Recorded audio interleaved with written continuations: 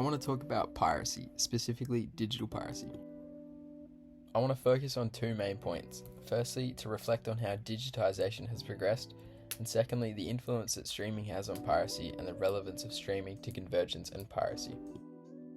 So, naturally, the first question you would have is, what is digital piracy? Well, digital piracy can be defined as the illegal copying and distribution of movies and TV shows without permission from copyright holders. Now that we have a definition for digital piracy, what is digitisation? In its simplest form, digitisation can be defined as the changing of analog information into a digital format.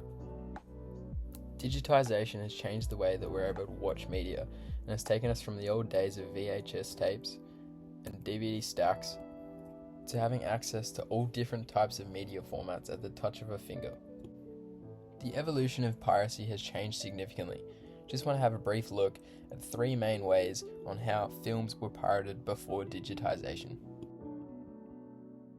Three ways being bootlegging via VHS tapes, recording via video cameras in the movies, or copying onto discs and USBs. However, after digitisation, piracy has become a lot easier. There are three main reasons for this. Firstly, the ease at which files can now be copied. Secondly, the storage capacity that is now available.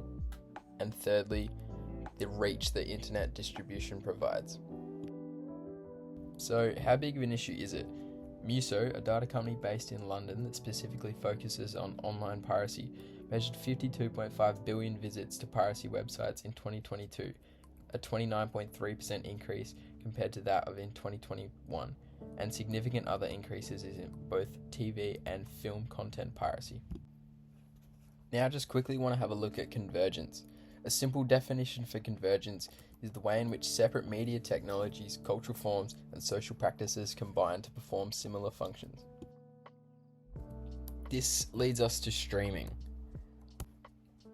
Unfortunately, streaming provides complications, and that is why we need to talk about it in relation to digital piracy.